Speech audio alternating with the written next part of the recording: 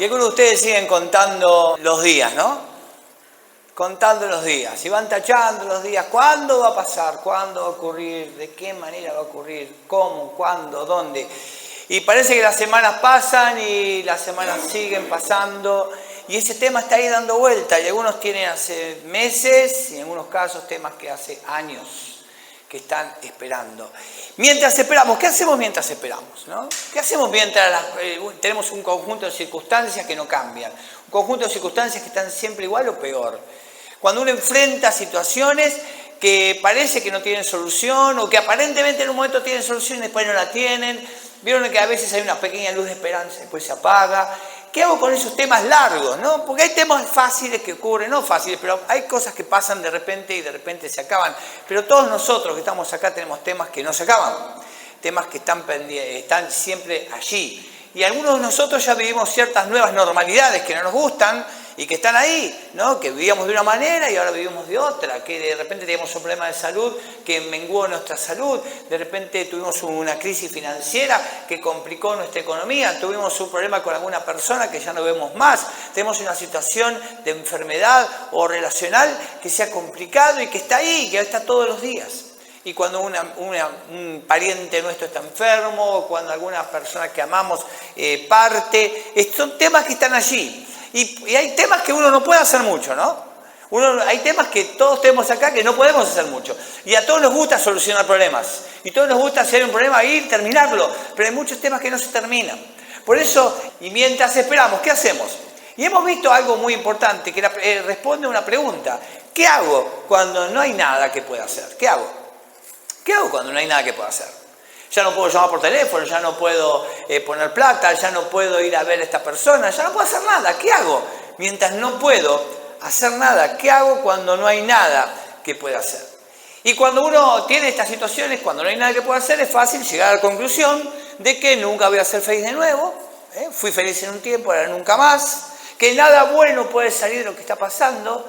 Yo ya lo intenté, ya lo vi, ya quise ver qué cosa buena y no hay nada bueno. Pero finalmente, ¿qué me dan ganas de salir, de partir, de romper, de terminar? Porque no tiene sentido seguir luchando. No tiene seguir luchando por mi economía, no tiene sentido luchando por mi matrimonio, no tiene sentido seguir luchando por mis cosas. Ya está, terminó. Y en algunos casos hasta te vienen pensamientos de muerte que dicen no tiene sentido luchar por tu vida. Entonces, ¿qué hacemos mientras esperamos? Y como hemos visto en esta serie de mensajes, y algo que nos ayuda a entender todo esto, es que los escritores del Nuevo Testamento no eran personas que estaban ajenas al sufrimiento. Es más, eran personas que estaban experimentadas en el sufrimiento. Así como Jesús fue un hombre experimentado en dolor, todos los escritores del Nuevo Testamento eran personas que vivían en medio del sufrimiento. Es más, escribieron en medio del sufrimiento para que nosotros podamos entender. Porque Jesús mismo dijo, en este mundo tendrán aflicción, y el sufrimiento no es ajeno a la vida. Lo que pasa es que ninguno de nosotros nos gusta el sufrimiento y por eso queremos siempre esperar algo de esto. Y como no eran ajenos a la adversidad, ellos aprendieron algo que nosotros tenemos que aprender para toda la vida, y espero que esto te lo lleves, y si querés sacar una foto en tu celular y llévatelo, que es que mientras esperamos, Dios no es ausente. Vamos juntos con esto, es importantísimo. Dios no es ausente, no está ausente nunca, no te dejó. No es apático, no es que no le interesa tu dolor, tu llanto, tu angustia, tu bronca. Y finalmente Él no está enojado con vos, no está enojado con vos. No te pasan cosas porque Dios te está castigando, porque Dios desde el cielo te está marcando y vos estás pagando la culpa tuya o de alguien más o de generaciones anteriores. Vos estás en las manos de un Dios bueno. ¿Cuántos creen eso? Que Dios bueno. Si no, no sé qué estaríamos haciendo acá. Y cuando entendemos esto, de que el sufrimiento es parte de la vida, que es parte de lo que enfrentamos, es parte de todo esto, tenemos que reconocer que muchas veces enfrentamos cosas que no podemos. ¿Cuántos de ustedes tienen cosas que no pueden? Que no pueden. Y el apóstol Pablo nos enseñó la semana pasada el secreto del contentamiento. ¿Alguien se acuerda cuál es el secreto del contentamiento? Yo no puedo enfrentar esto. Yo no doy más, yo no puedo, no tengo más fuerza, no tengo más ganas, no puedo. Pero ¿quién puede? Él puede. Y lo más lindo, que Él puede a través de mí. Todo lo puedo en Cristo que fortalece. Que no era un canto de victoria para que todo te salga bien y ganes un campeonato de fútbol, sino que tiene que ver con enfrentar sufrimientos. Todo lo puedo en Cristo. Puedo enfrentar cualquier sufrimiento con Cristo, porque Él me fortalece. Y es interesante, ¿no? Porque cuando uno analiza, y hemos conversado un poquito el domingo pasado del tema de cómo llegaron estas cartas a nosotros, o cómo llegó todo el Nuevo Testamento, es casi imposible pensar que haya llegado. Imagínense, en la pequeña secta cristiana, que eran judíos convertidos, eran poquitos, y estos poquitos hombres que estaban en un sándwich entre dos poderes, el poder religioso de su tiempo, los judíos, que querían aniquilarlos, y el poder romano, que también quería aniquilarlos. O sea, estaba un pequeño grupo de sectarios que seguían a un líder judío, que no seguía la religión judía, terminaron cambiando la historia. ¿Por qué ocurrió esto?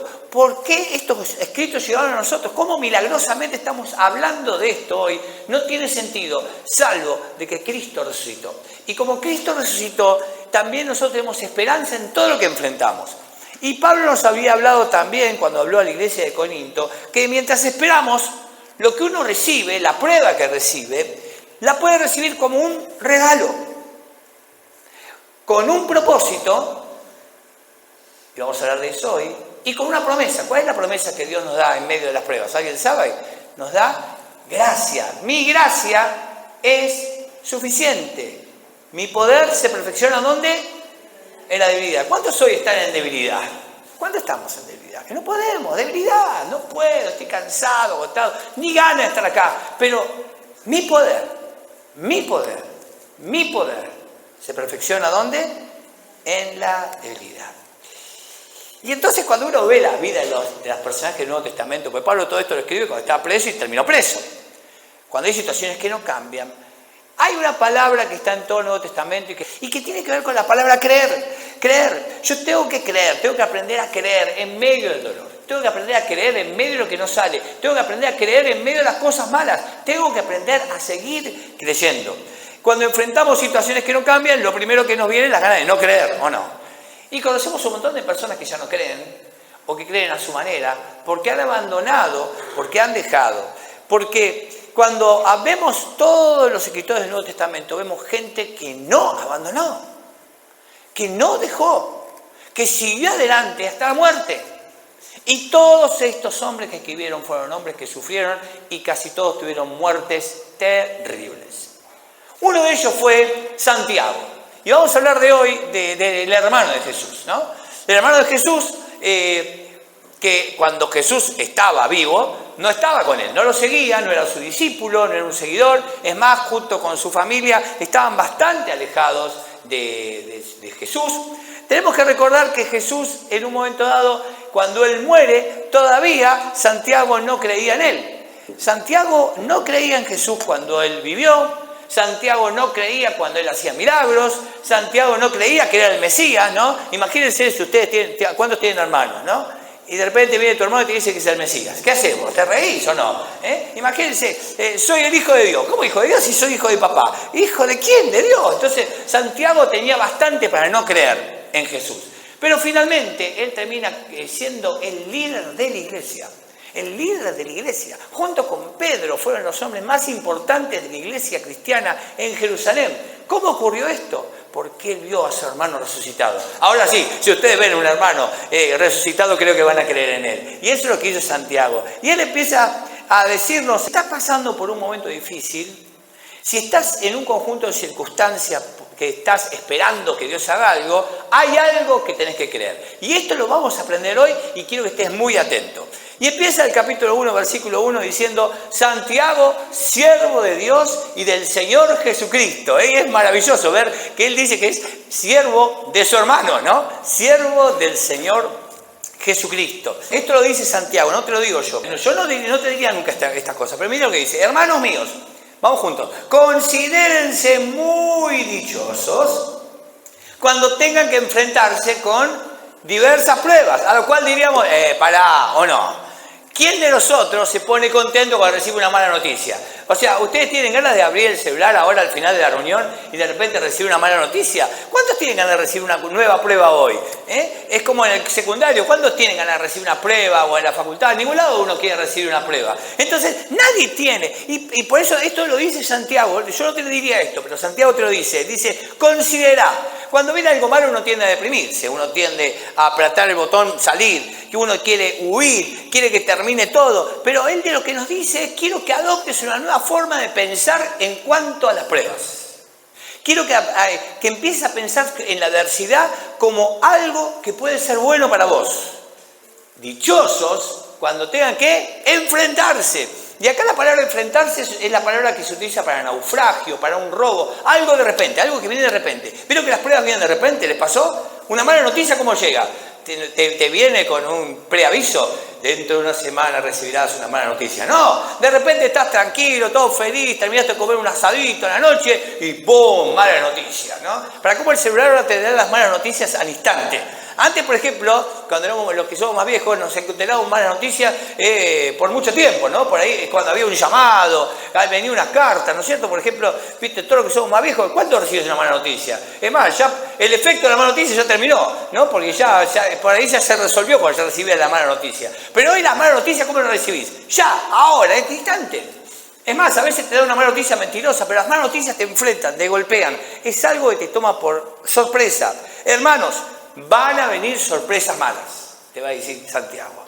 Y estén contentos cuando venga una sorpresa mala, cuando venga una mala noticia. ¿Por qué, Santiago? ¿Por qué nos decís esto? ¿Por qué se te ocurre decir tal cosa? Vuelvo a decir, yo no te diría esto. Yo estoy con ustedes, porque pareciera que yo estoy hablando de otro lado. No. Yo estaría con ustedes y le digo, Santiago, me parece lo que está diciendo no es correcto. Entonces Santiago nos dice algo que ya sabemos, pero no queremos saber. Y él dice, ustedes saben que así, o sea, con los problemas, con las dificultades, con las pruebas, ¿qué hace? Se pone a prueba su fe. Y todos lo sabemos, que cuando hay un obstáculo, cuando hay una crisis, allí se pone a prueba tu fe. Ahí es donde se pone a prueba. Es como los jugadores de fútbol, ¿no? Los jugadores de fútbol no se ponen a prueba en un entrenamiento. ¿Dónde se ponen a prueba los jugadores de fútbol? En un partido de fútbol. Bueno, las pruebas son tu partido de fútbol. El entrenamiento, la vida constante, son los asados, todas las cosas que te van bien, eso es el entrenamiento. Ahora, cuando vienen las pruebas, ahí te pones a prueba. Pero no simplemente pones a prueba tu fe, sino que pones a prueba a Dios. ¿Por qué Dios? ¿Por qué Dios? ¿En serio vas a permitirme a mí que pase por esto? ¿En serio, Dios, vas a dejar que a mí me ocurran estas cosas? ¿En serio, Dios, yo que te sirvo, que te amo, fui una buena persona, nunca le robé a nadie y de repente me pasa esto? ¿Nunca preguntó eso? ¿Por qué a mí? Lo que quiero decirte es esto. Las pruebas ponen a prueba nuestra confianza en Dios. ¿Vas a seguir creyendo? ¿Vas a seguir confiando? ¿Vas a seguir el camino de Dios? ¿O vas a patear el tablero? ¿Vas a seguir en la iglesia? ¿Vas a seguir en tu grupo pequeño? ¿Vas a seguir confiando en tu economía, dando tu diezmo a Dios? ¿O vas a hacer lo que vos quieras? ¿Vas a seguir confiando en tu matrimonio, en que Dios puede hacer un milagro? ¿Vas a seguir confiando en que tus hijos pueden salir adelante? ¿Vas a seguir confiando en que las cosas pueden mejorar? ¿Vas a seguir creyendo? ¿Podés seguir creyendo? Porque las pruebas ponen a prueba nuestra confianza ¿en quién? En Dios. Pues ya saben que la prueba de su fe, ¿qué produce? Perseverancia, ¿no? Y la verdad es que todos sabemos, ¿no?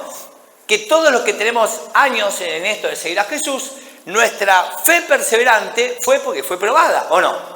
Fue probada y avanzamos, fue probada y avanzamos.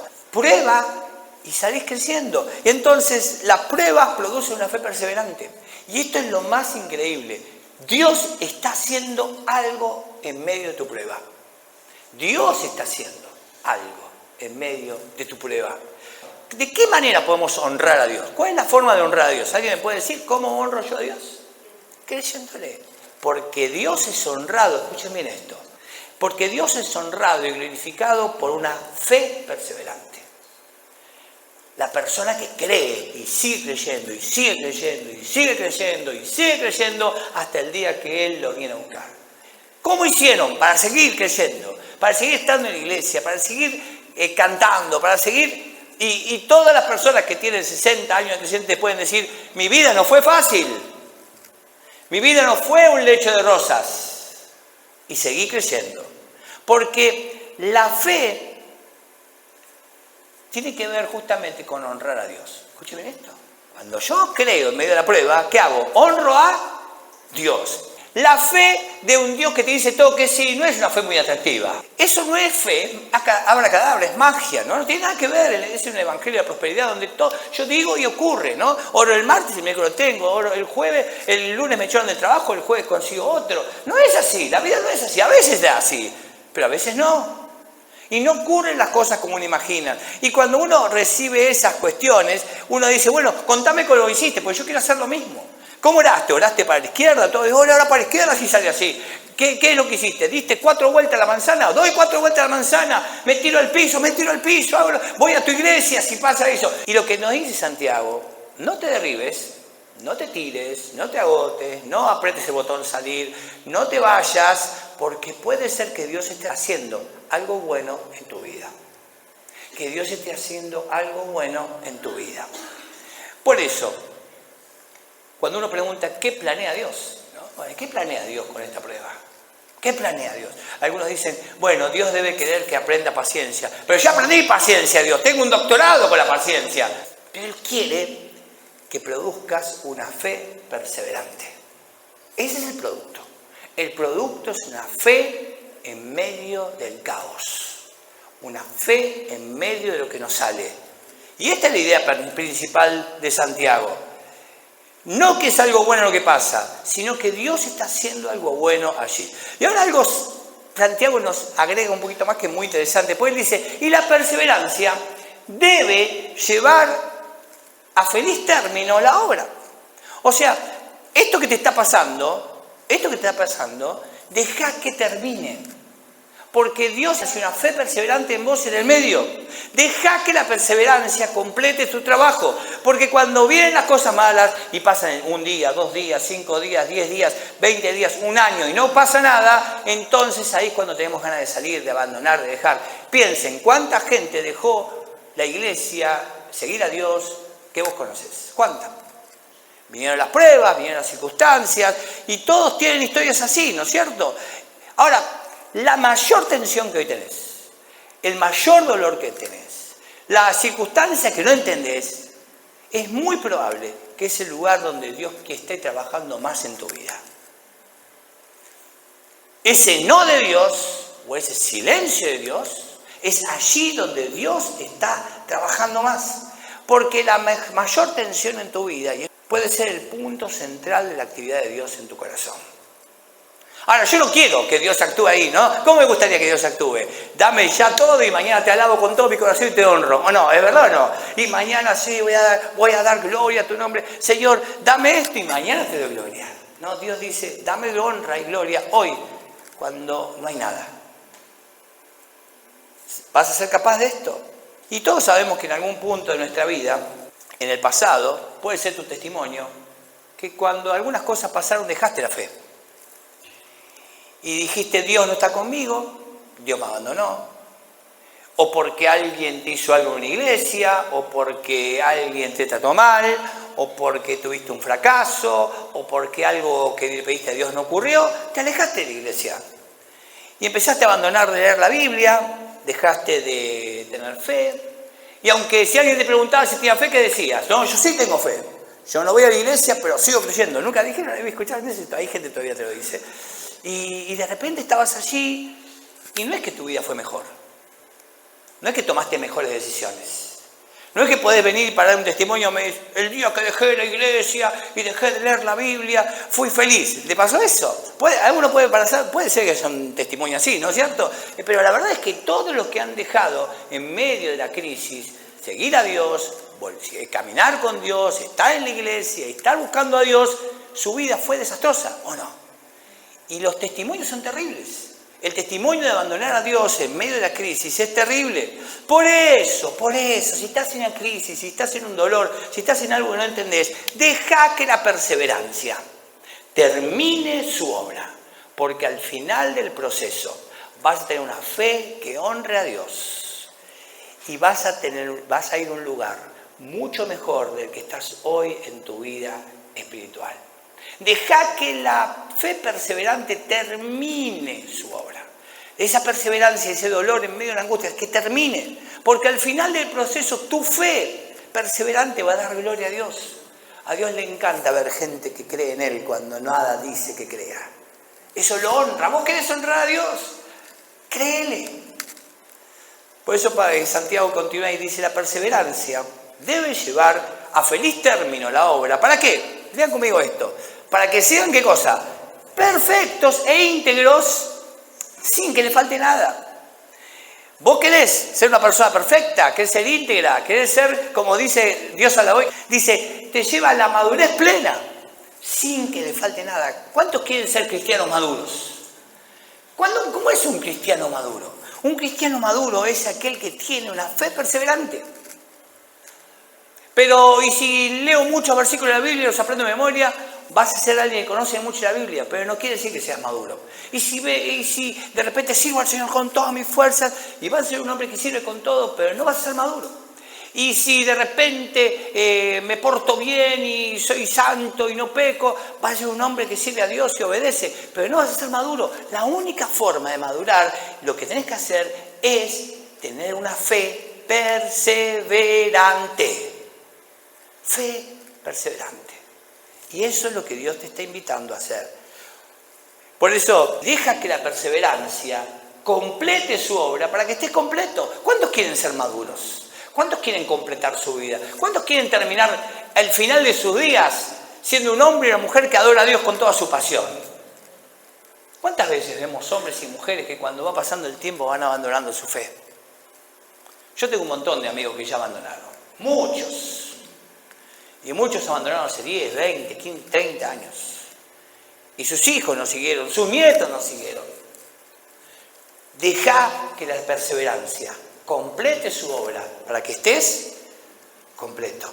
Por eso, si no dejas que complete su obra, si te vas antes de tiempo, si te enojas con Dios, si salís de la iglesia o salís de seguir al Señor, no vas a completar, nunca vas a ser maduro. Y hay un montón de cristianos que nunca son maduros porque andan escapándose en medio de la crisis. No te escapes en medio de tu crisis, en medio de tu soledad, en medio de tu angustia, no salgas corriendo. Porque la madurez espiritual se mide en base a la fe perseverante. Y la verdad que no hay cosa más atractiva cuando uno escucha historias así, ¿o no? ¿Vieron? Vas a una persona y de repente, contame tu historia, y te cuenta su historia. ¿Y es que vos seguiste creyendo después de eso? Y seguís creyendo. ¿Y te gustó lo que pasaste? No, no quería pasar eso. Pero no doy nada, no cambio nada por lo que aprendí en ese momento.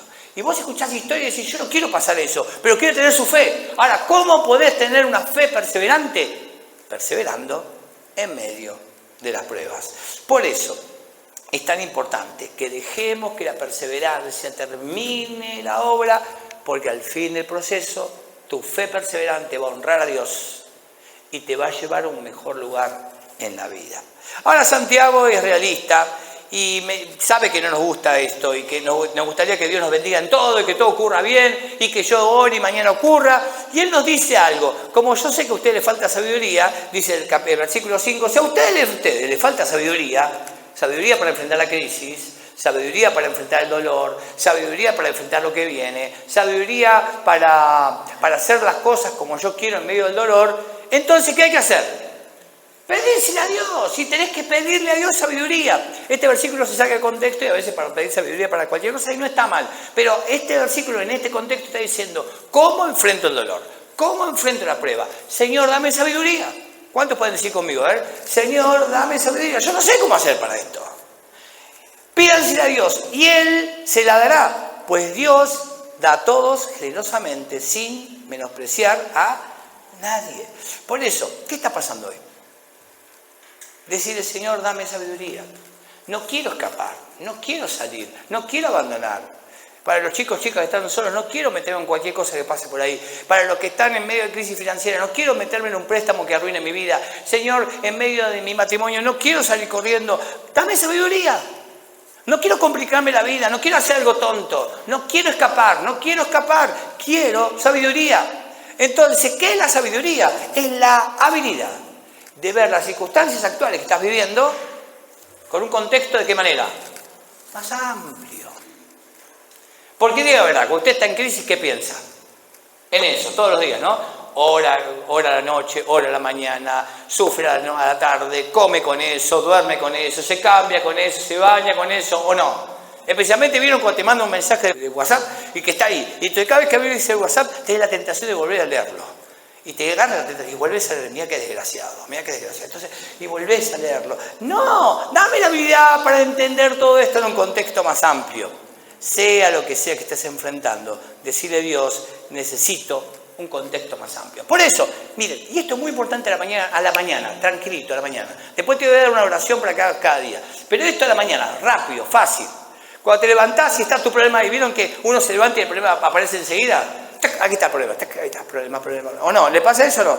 Y ya está, desayunar, problema. Antes de empezar, decirle, Señor, dame sabiduría, vamos juntos, Señor, dame sabiduría para ver lo que estás viendo. Dame sabiduría para ver lo que vos estás viendo. Yo no lo veo, yo no entiendo, no me gusta, entonces dame sabiduría para ver lo que vos estás viendo. Antes que agarres el auto, antes que salgas corriendo, antes que empieces a gritarle a todo el mundo en tu casa, dame sabiduría para ver lo que estás viendo. Dame sabiduría en mi familia, dame sabiduría con mi soledad, dame sabiduría.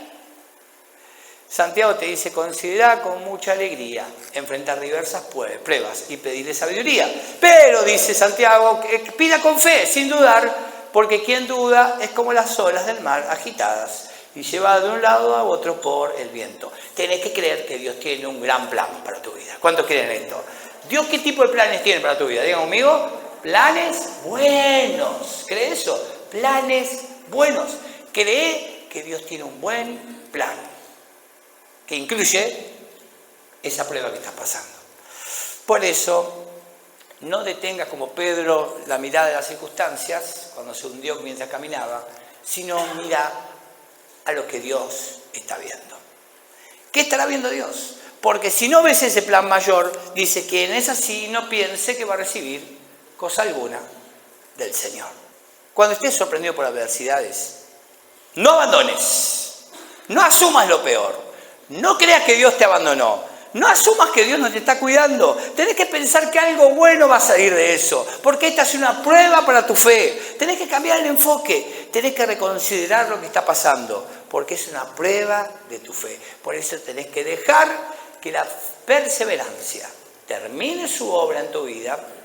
Porque al final del proceso, tu fe perseverante va a honrar más a Dios y te va a llevar y te va a dejar en un lugar mucho mejor en tu vida. Por eso, cree que Dios está trabajando dentro tuyo para madurarte. Y alguno de ustedes podría decir, pero ya maduré. Y Dios de arriba dice, pero Señor, mirá que ya pasé bastante tiempo con esto. Y Dios mira de arriba y dice, pero tengo que creer que Dios es bueno conmigo. Finalmente, tengo que soportar para madurar. Soportar para madurar. Diga conmigo, soportar para madurar. No huyas, no salgas, no escapes, no abandones. Ninguno de los que ustedes conocen que han abandonado alguna vez terminaron bien, ¿o no? ¿Ustedes conocen a alguien que te puede decir, che, vos que estás en la iglesia, qué mal que la pasaba? Bueno, sabés qué bien que fue abandonar a Dios. Fue lo mejor. Aprendí a vivir. Elegí la mejor vida. Te voy a contar mi testimonio. Venite a mi iglesia de apartado. No. Toda esa gente sufre, ¿o no? Y vos la ves y te dicen, no, pero yo creo en Dios. No creo en la iglesia, pero creo en Dios. Oro todos los mediodías. No. No te alejes, no te vayas. Soportá para madurar. La madurez ocurre cuando las cosas no están bien y vos elegís creer. Tenés que decidir creer en medio de las cosas que no cambian. Y tenés que decidir, mientras esperás, seguir creyendo que Él está usando lo que no está cambiando. Bien. Y quiero que la uses durante toda esta semana y la agarres para vos. Te regalo esta oración para que la uses en medio de tus crisis. Y podemos decirle así, Padre Celestial, Si querés decirla. Y esta oración hacela en voz alta en tu casa, cuando estás enojado. ¿Viste? Cuando estás en el baño con bronca, cuando querés matar a alguno, cuando estás en crisis. Vamos juntos, a ver. Padre Celestial, decido creer que usarás esto hasta que elijas sacarlo. Dame sabiduría para ver como tú ves y fuerza para hacer lo que me pedís que haga. ¿Entendés esto? Que es difícil, no es fácil. Porque estoy diciendo a Dios, decido creer que vas a usar esto. Hasta que yo quiero que lo saques cuando, ya. Yo quiero que ocurra, ya. Yo quiero tener esto, ya. Y está bien, Dios dice, me parece bárbaro. Porque a veces te lo doy ya.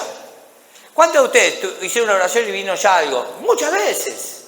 Ahora, Dios te está diciendo, cuando no hago las cosas así, cuando las cosas no salen como vos imaginás, seguí creyendo. Por eso, mientras esperás, decidí madurar.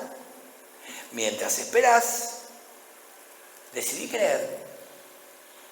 Porque de esa manera vas a honrar a Dios. ¿Cuántos quieren honrar a Dios con su vida? Honrarlo con tu fe perseverante. Seguí creyendo, seguí creyendo, seguí creyendo, seguí creyendo, seguí creyendo. Deja que la fe perseverante termine su obra, para que al final de esto seas maduro, porque Dios te está haciendo algo en medio de tu dolor, de tu angustia y de las cosas mientras esperamos. Vamos a orar. Señor, gracias por esta palabra tan clara, gracias Señor porque permitiste que estas escrituras se preserven durante tantos siglos y lleguen a nosotros. Y en medio de nuestro dolor, en medio de las cosas que esperamos, en medio de esas semanas que tachamos, esos meses que tachamos, esos años que tachamos, decidimos confiar, creer que estás haciendo algo en medio nuestro, para nuestro bien, aunque no lo veamos.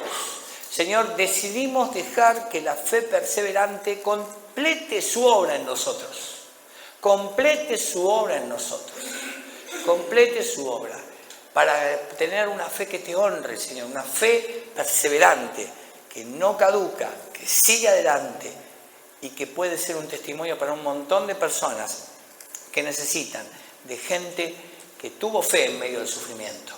Gracias, Jesús. En tu nombre oramos.